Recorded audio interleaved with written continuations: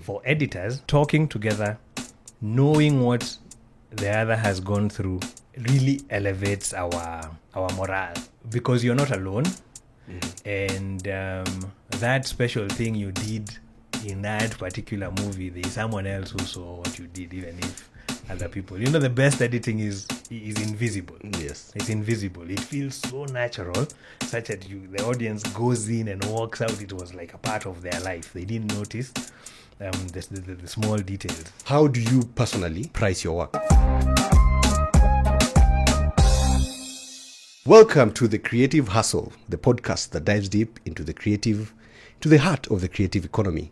And here we explore the highs, the lows, and what it truly takes to succeed as a creator today.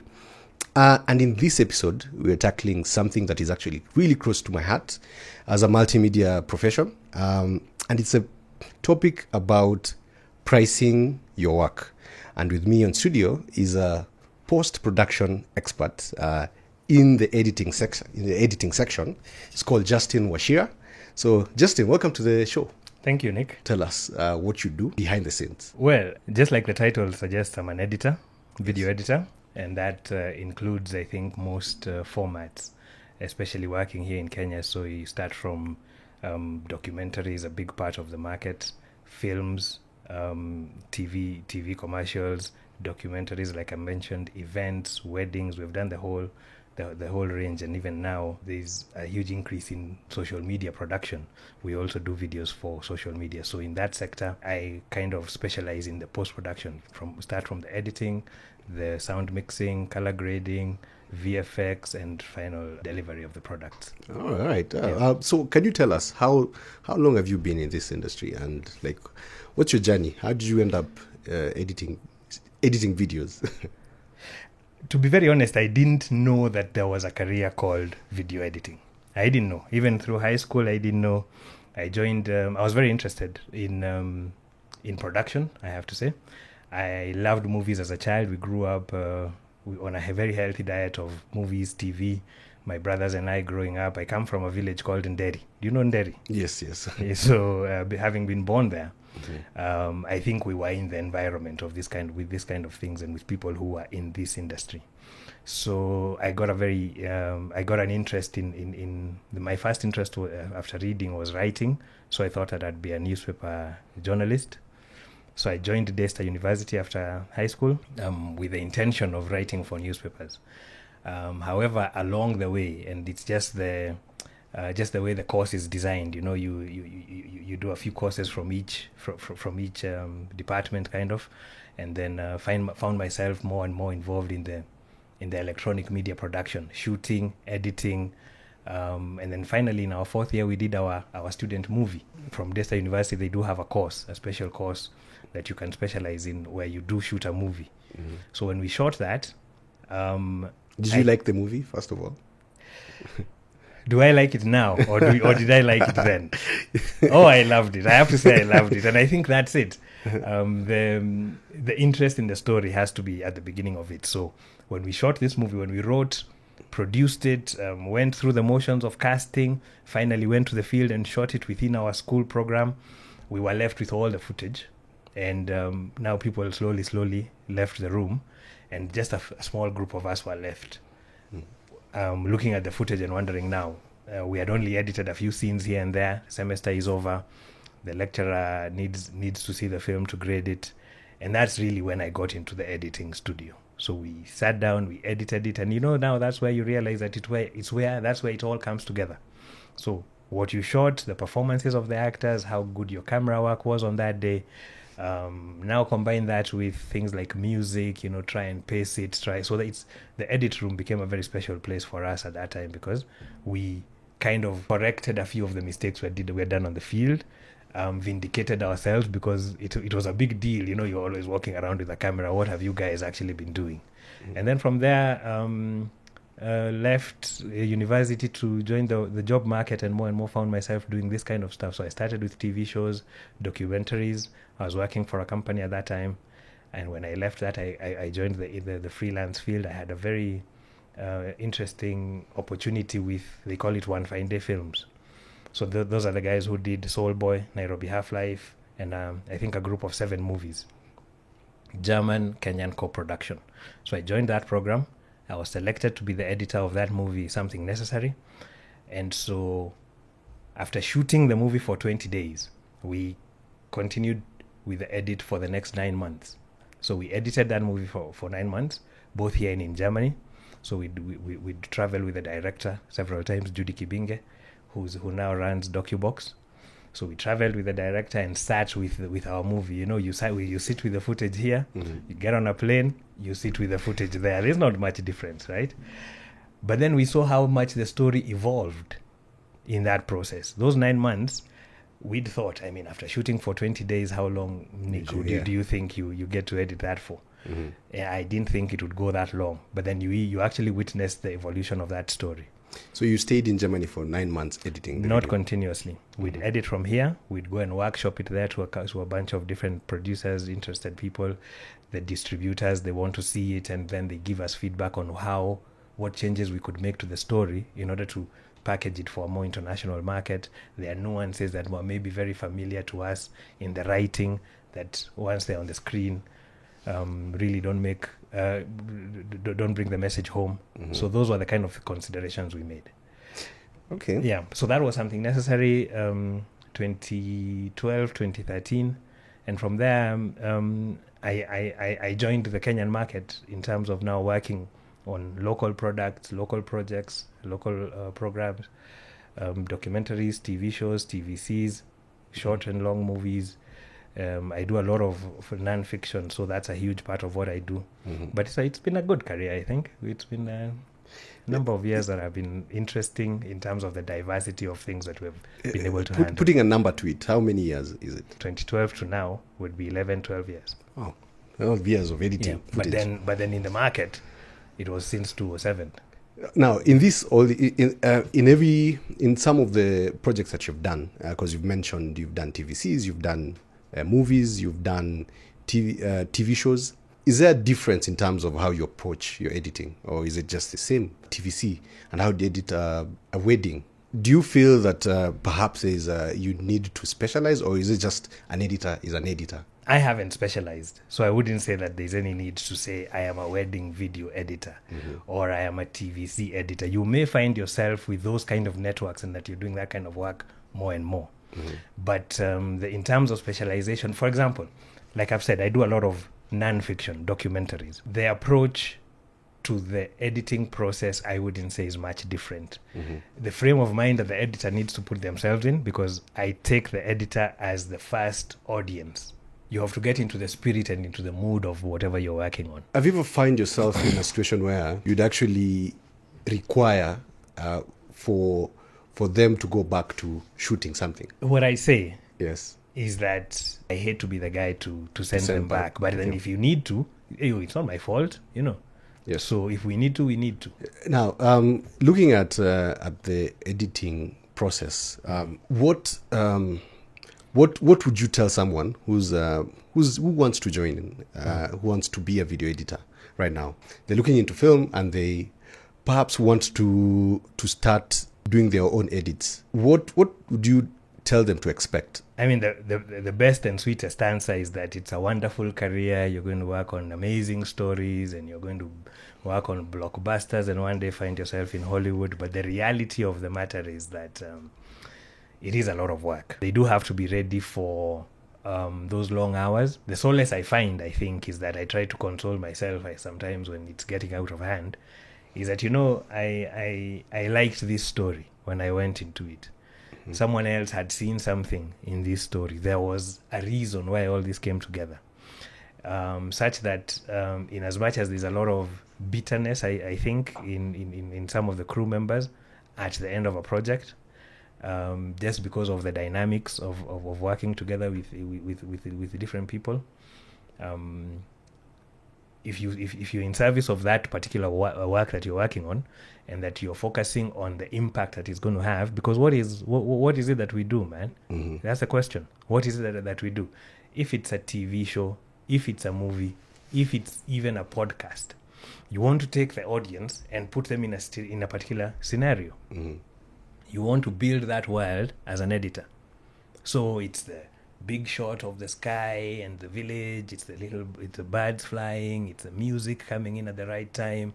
If it's a romantic scene, they have to look at each other, pause, hold the moment, cue the music. All those are the things that you're considering. So now if you forget that, you're probably not serving that film. So this could be an action film, fast-paced. I've never been in this city before. So how do I introduce Nairobi? No, that's the work of an editor right there. Okay. Yeah. Right.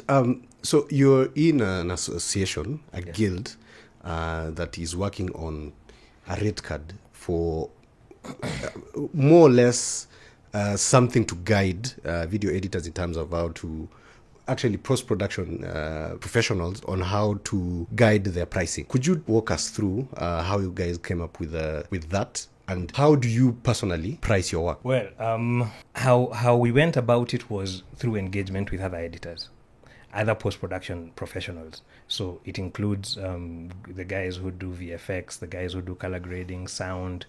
I think musicians and composers have their own organization, but it's part of our process.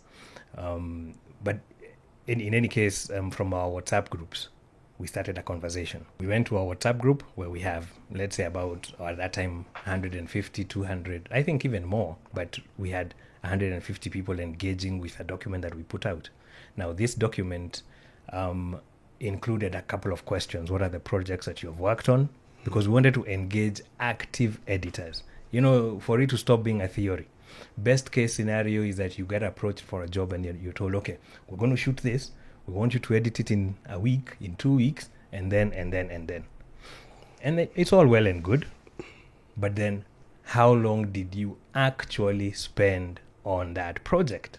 And is that appreciated in terms of how much you're paid, in terms of basically how the whole production handles your case?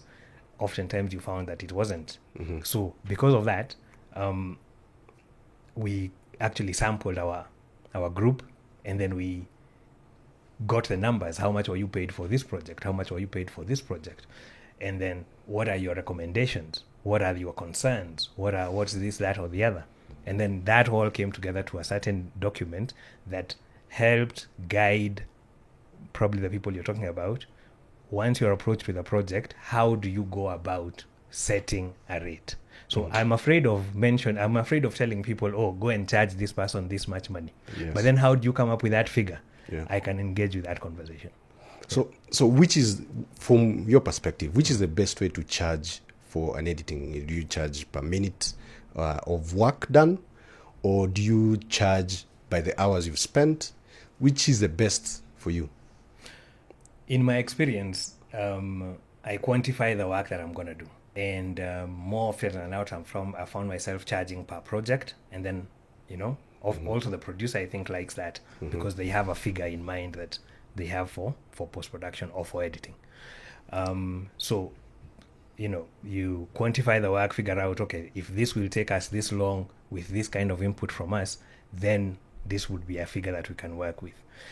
I like to form a relationship with that person.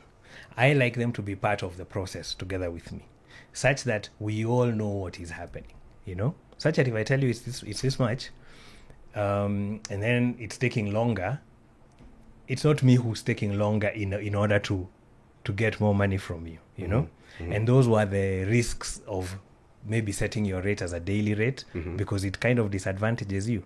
Yes. Setting your rate, or not disadvantages, but you're liable for suspicion that is this guy taking longer so that he can bill more. Yes.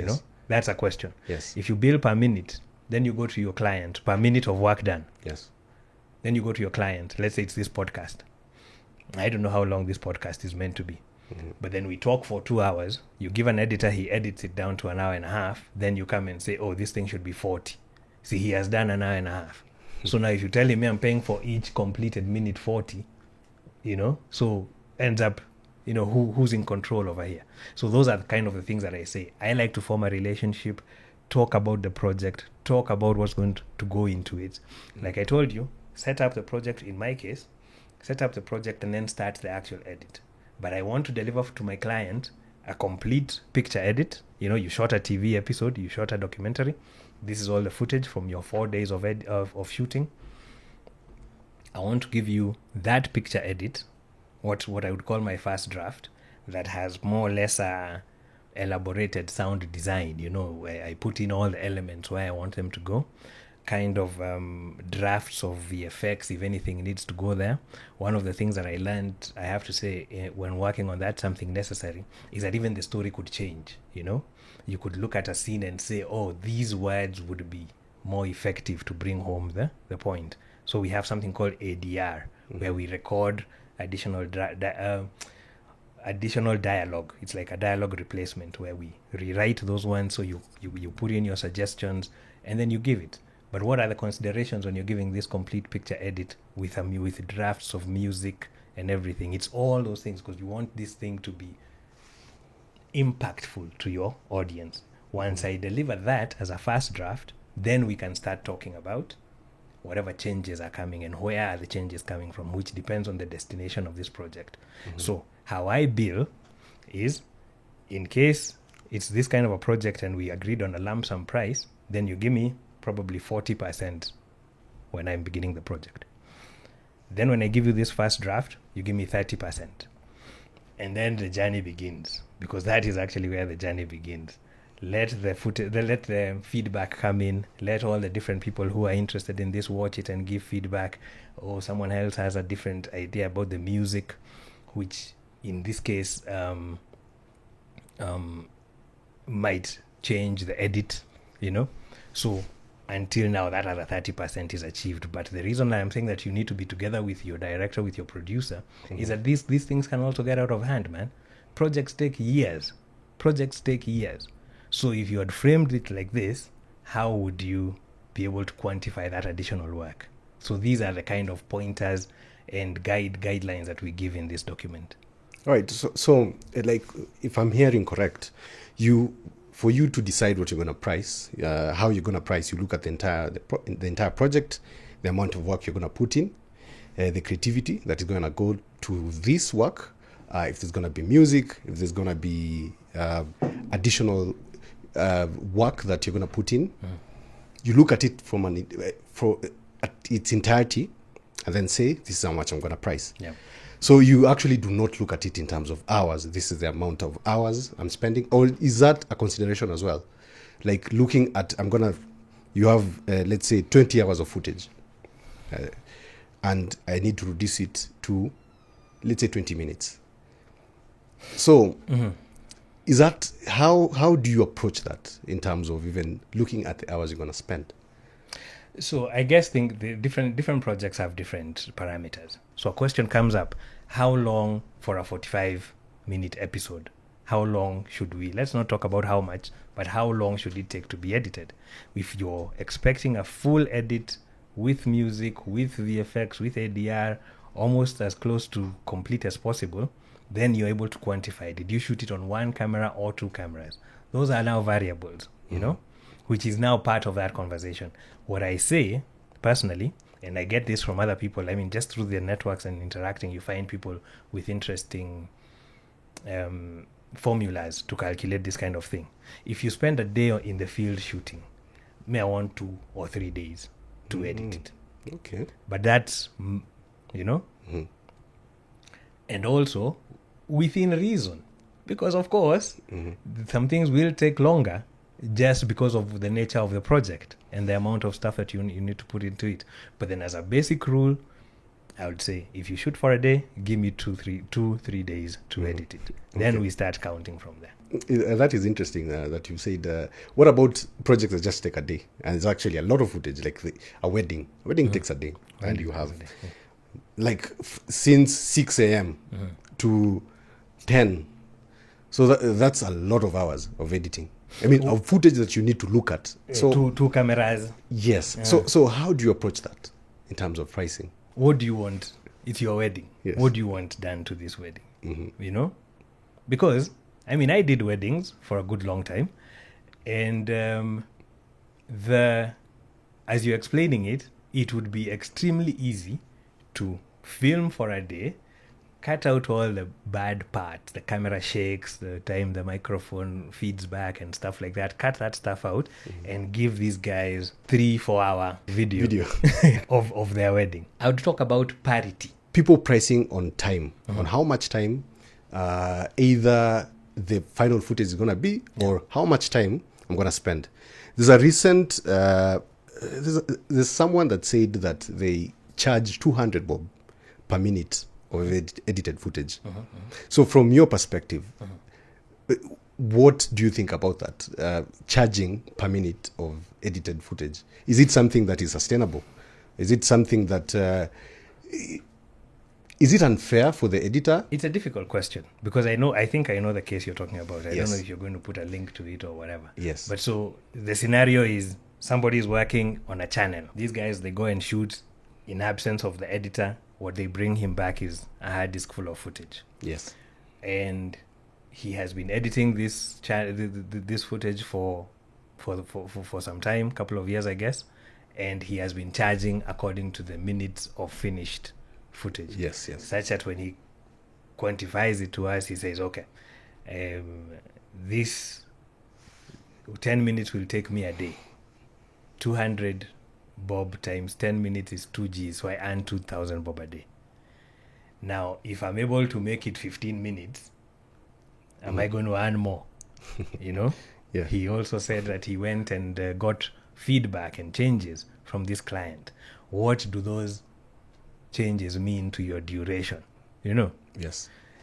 I wouldn't advise it, to be honest. I wouldn't knock it because it's a formula that people use. People charge hourly. We don't have that model here. But then abroad, you know, there is something like an established hourly rate, Yes. right? Yes. There is the idea that we are freelancers. So we have to compare ourselves equitably with people who are employed. If this is your career, if you're an actual editor by profession, this is your career. So basically, what you're saying, you do not advise for someone to do that, isn't it? I wouldn't advise. However, I would not eliminate it because there is that guy who wants, just chuck the shakes. Chuck camera shakes, tour that place where that dog is barking, that motorcycle is going, and give us our footage. And there's something you've mentioned about footage being sent back. Should that also be part of you looking at the broader project? Is there a number of edits you should require as a video editor? Like, yes, 100%. Part of your contract, because our recommendation from AFEC, from or every single person you'll talk to, is get a contract. The post-production process, quite a number of people, colorists, sound designers. Yes. And in most cases, where nowadays we just have one person who's shooting, editing, and doing all these things. True. How important are these people in the final edit? Look, I'm here to encourage people to produce more, because if they put out more work there's more work out there for us. Yes. So I wouldn't say that you absolutely need a separate individual for every individual role. In fact, if I was an editor, I would try and supplement my editing skills with one more skill and take it to, a level where you can actually charge for it. Going back to AFEC, how important is that community being able to collaborate with other editors? And what are some of the benefits that an editor can actually enjoy in a community like AFEC? Thanks for that question, because we felt it absolutely necessary. We do have something called the Kenya Film and Television Professionals Association, KFPTA, which includes all practitioners in this work, film and TV. For editors, talking together, knowing what the other has gone through, really elevates our morale, because you're not alone. And that special thing you did in that particular movie, there's someone else who saw what you did, even if other people. The best editing is is invisible. Yes. It's invisible. It feels so natural, such that the audience goes in and walks out. It was like a part of their life. They didn't notice the small details. Within the whole picture is also our relationship with an organization called Tempo, which we got introduced to. Tempo is the International Federation of Film Editor Associations. So we were able, I think we were the second African country after South Africa to join Tempo, and opens our eyes up to everybody goes through the same considerations. Do you think we're going to get to a point where editors are getting paid that residual amount? You've done a project, it's out there, it's taken by a streamer, then they start making money. Do you feel like we're going to get to a place where you're going to be getting some money from those old films? From films already produced? Yes. Wow, I don't think that many of those films had included that in their contracts. I'm seeing there was an issue last year with actually writers, film writers. They had that issue where films have in done. America now. Yes, in America. The strike. Yes, the strike. Yes. They wanted that to be included in their because most of the time when you were film, you didn't know that this thing is going to be taken to a streaming website. True. You thought that it's just going to be showed in a cinema, and whatever they're going to get there. Now it's taken to it has picked up, especially in this Netflix age. And, yes. Yes. Like binge watching and stuff like that. Yes. Do you feel that this could be something that even AFEC could look at? I hope that we as AFEC get empowered to be able to be in the negotiating room in terms of talking about stuff like that. These are deals oftentimes made by producers who took huge risks to launch those projects, and I guess they're entitled to making something out of it. So in my best case scenario would be yes, there is a chance. Now we have a huge issue with delays in payment. There are editors that we have interacted with in AFEC who have encountered major mental health challenges because of the lifestyle that we lead, like I tried to describe. Very isolated. Many people don't know editors. I hope people get to see me now on this podcast. They don't know who those guys are, right? So we do have people who have gone through it. There's, I call it drug and drink problem with this group of people that needs some kind of intervention. So AFEC is there for that reason. Some of the best feedback that we have received after working on a project, good feedback would be, that was the story that I wanted to tell. That's exactly how I'd visualized it.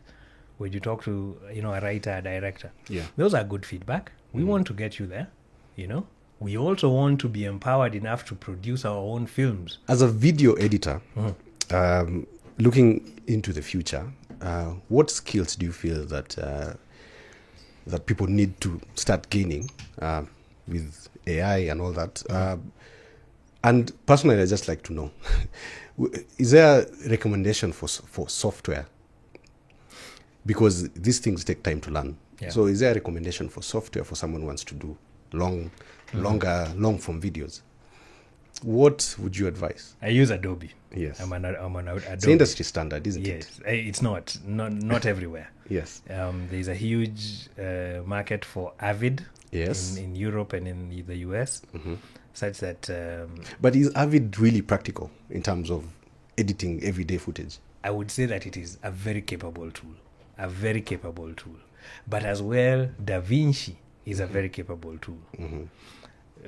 Because it's all about the control. You want to be able to control your timeline, your footage. You want to be able to find what you want.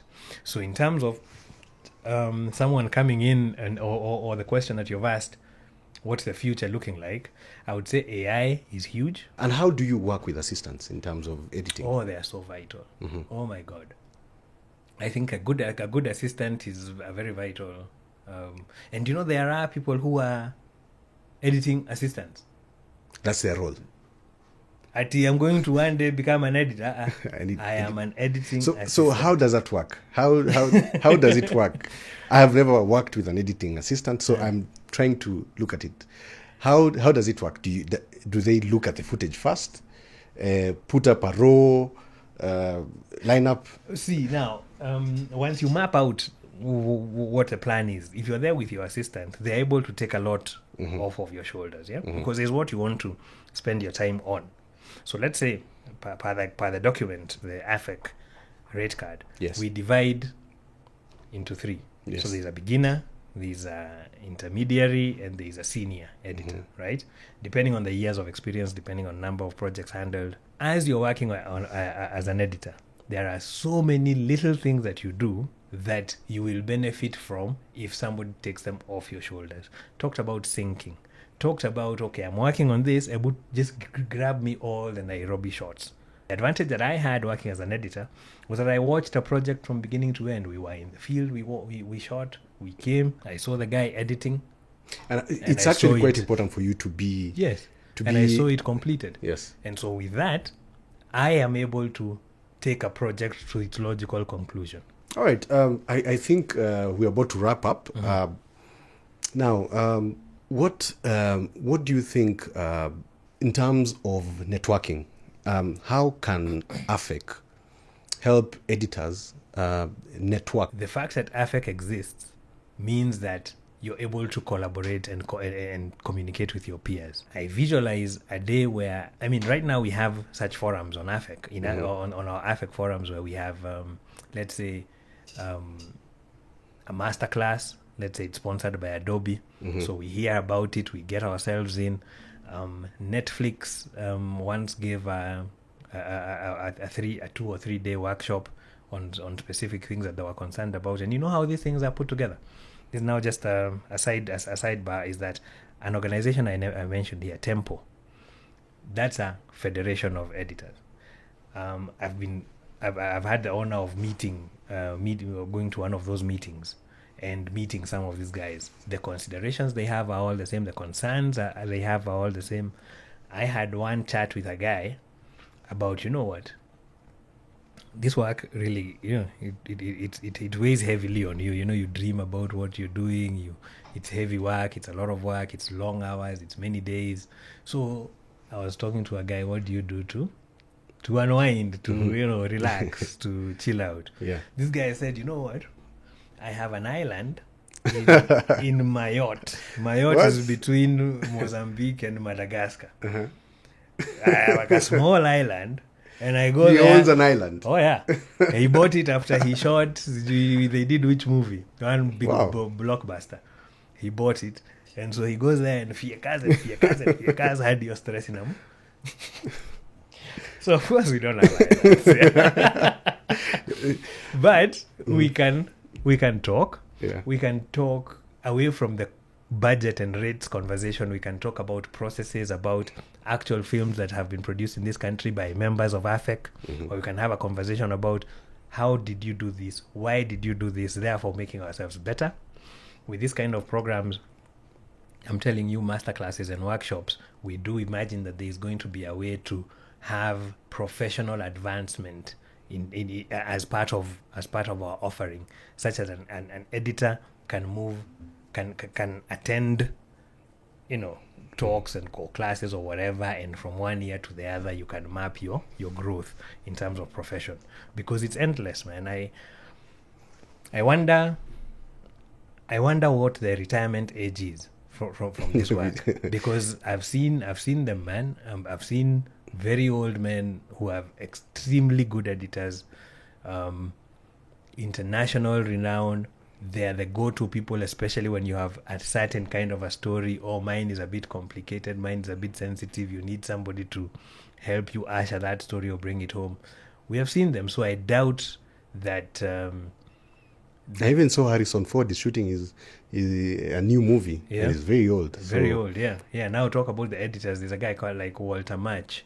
I think he'd been in his 70s, 80s, still an editor, So yes, they may have directed and produced a few of their own personal films, but at the heart, they are editors. So yes, this kind of this kind of personal growth, personal professional development, depending on the size of the group, we do want to pay attention to the concerns that people have. See, we want to gather, we want to grow even in our own livelihood. We want to kind of develop our families, get things like medical insurances, things that are sometimes not sustainable on a freelance budget. So how can you come and negotiate collectively? Those are things that have been achieved by other associations that we are aspiring to, that we need to be such a cohesive group that we can have such conversations. Yeah. All right. I think you've said it all. Thank you very much. Really appreciate you coming to the show. Well, then, and thank you guys for tuning in.